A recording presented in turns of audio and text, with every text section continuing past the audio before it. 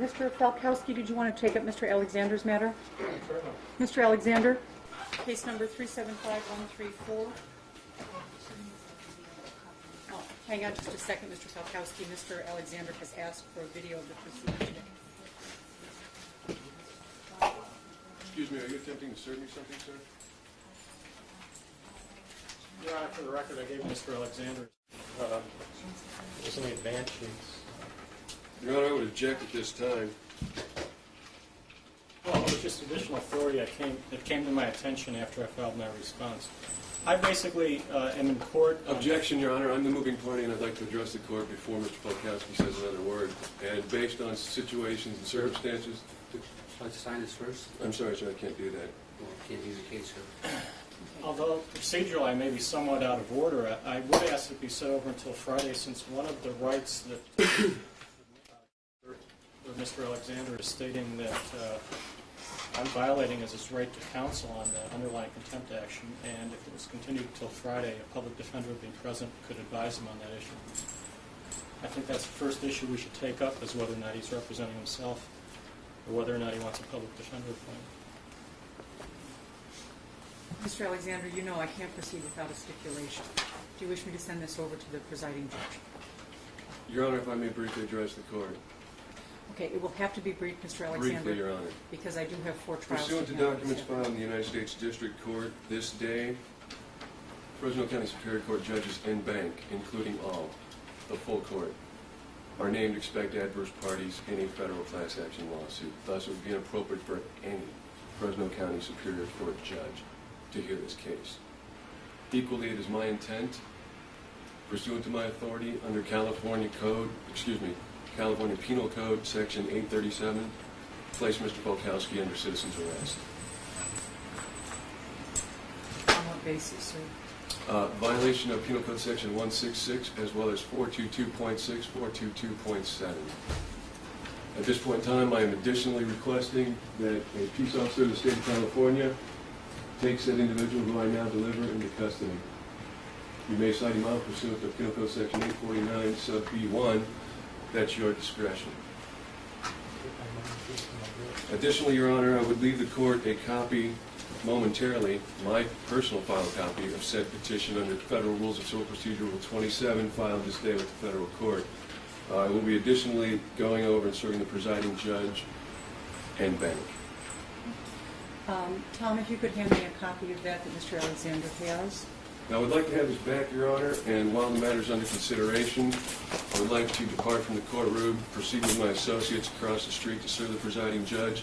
Also, my associate here today has a duplicate copy for which we would like to serve on Mr. Falkowski.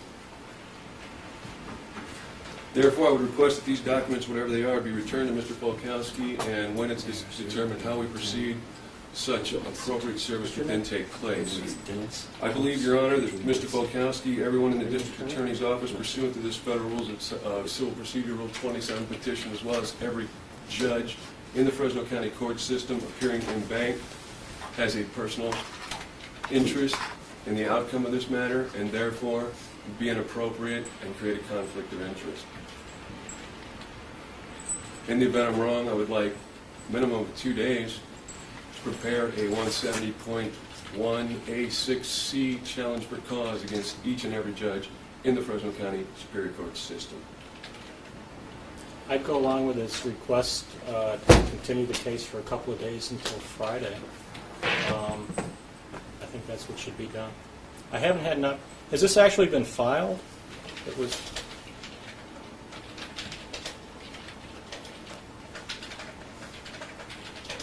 My copy indicates that it has been lodged with the clerk of the U.S. District Court.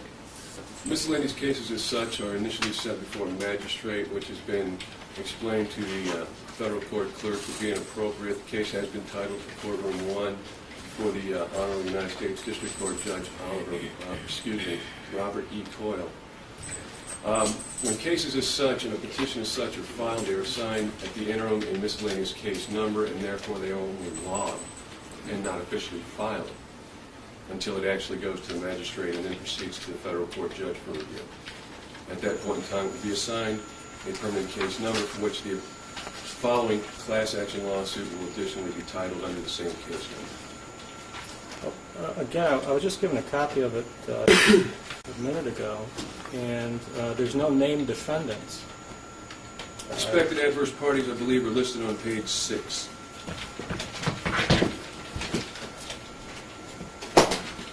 Defendants are not, Your Honor, in such a petition to be identified as actual defendants, rather are to be listed as expected adverse parties. And that is in compliance with Federal Rules of Civil Procedure Rule 27. I'm sorry, on page 6?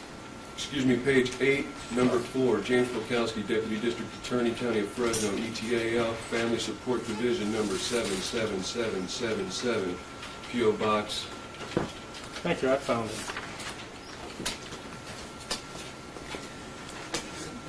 Now, Mr. Alexander, you said these were your copies that you wanted That is to my return? personal copy, Your Honor, that is correct. Serving the presiding judge and bank would then be his obligation to make the duplicate copies and forward them to every single judge associated. Tom, if you could return this to... This matter is continued without prejudice to any pending interest before the court to Friday, October the 25th at 1:30. And I guess the first issue that we'll take up is the pendency of an action that might require proceedings in this court being stayed while the federal court addresses Mr. Alexander's questions. So, Mr. Alexander, we'll see you back here on Friday at 1:30. Your Honor, I got the name of the gentleman, Dennis, who served me with the papers. I'd like, you said he was your associate? He is at this time now to be considered as a prospective co-plaintiff in the class action for which I have been asked to represent such federal interest and rights at stake in the matter. Okay, as a prospective co-plaintiff, I'd ask that he give me his address so that I would know how to contact him. Sure. My address is California. Phone number 6.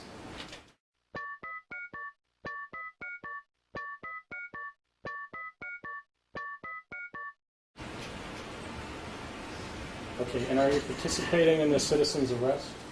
No, sir, he is not. He's not, you're not participating? No, sir, he is not. He can answer for himself. No, sir. You're not participating? No. Okay. Mr. Falkowski, I would reserve to you, having had Mr. identified today as a prospective co-plaintiff, I'm not certain what, if any, effect that would have upon the validity of service by a party. You would, of course, be, I would reserve, simply as a procedural matter, your right to object to that service if he is in fact deemed to be a party to the action. Your Honor, having not directly considered that at the moment, we could return that document and Mr. or Mr. You'd like to serve him? I've already been served. He's not Well, let's complaining at this avoid- point. let's I avoid am any- simply, just a second. Your Mr. Honor? Alexander, just a second. Mr. Falkowski, you're excused. Mr. Alexander, this matter is continued to Friday at 1:30. Thank you, Your Honor. Is Mr. Falkowski being taken into custody pursuant to my deliverance to this California peace officer? Mr. Falkowski is subject to the jurisdiction of this court, and he will respond when the court orders him to do so. Let the record reflect as such, Your Honor. Thank you very much. Yeah. When may I obtain my video copy of today's proceedings, Your Honor? As soon as the proceedings are concluded, we'll pull the tape out and give it to you. Thank you, Your Honor. I'll return at the end of the court's business this day. Thank you. Actually, It wasn't on record because you guys proceeded before I put the tape in the machine. Isn't that amazing? I can make that copy off that tape at the end of the day, and I will give you a call, and you will have your video. Thank you kindly, ma'am.